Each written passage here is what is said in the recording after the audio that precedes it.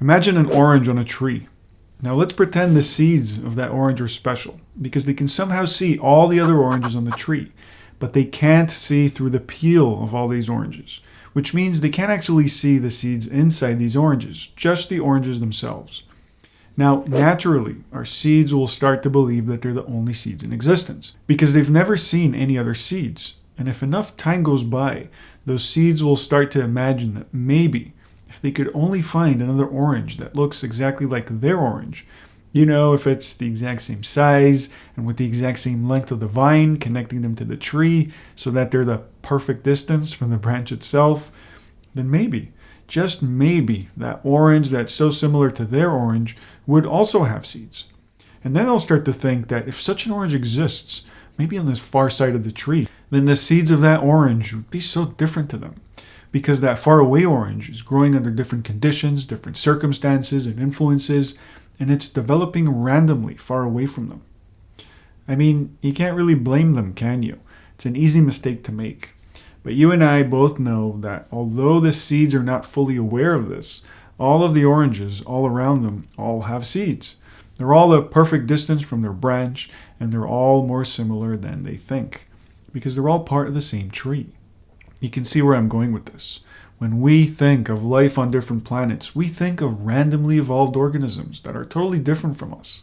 We think of green aliens without realizing that being part of the same galaxy is just like being part of the same tree.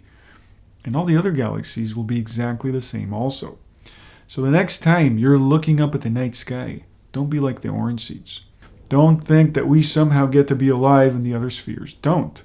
Because if we're here and they're here, if we're spinning and they're spinning, if we're alive and they're giving us our life, or at least one of them is, then regardless of what you see or don't see, that we're all the same and we're all alive. But you won't find any randomly evolved microorganisms or green aliens.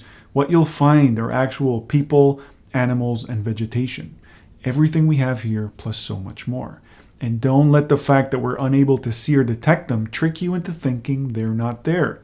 And although it seems as if nature stops at the boundaries of our atmosphere, it doesn't. It only stops for our benefit to emphasize the situation we're in. And this is where our biggest problem starts. I mean, I can sit here and tell you that all the other planets and stars are alive, and that the reason we don't see it is because our planet is literally inside a womb, in isolation, getting its life from an outside source. And I can keep babbling on and on, but the logic of what I'm saying won't even matter. Because not being able to physically see that everything is alive all around us can only mean one thing. That nature is deliberately holding us back from what's there. And it doesn't even matter that nature does this to literally every organism at the start of life. Because having nature be deliberate about anything is something most people don't want to consider. Because if nature is holding us back from seeing what's right in front of us on purpose, then that means nature is conscious. And not just conscious, it means that nature's smart, like really smart. And for most of us, that's a problem.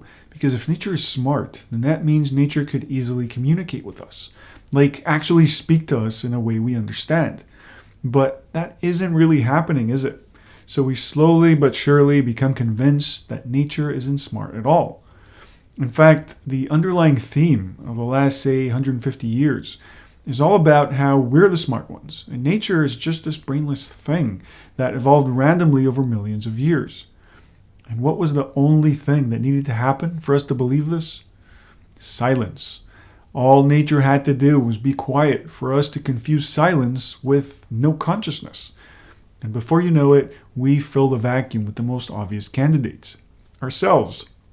So why would nature choose silence if nature could speak? Well, just ask yourself, how do you take a single cell and transform it into a full-fledged organism in a relatively short space of time?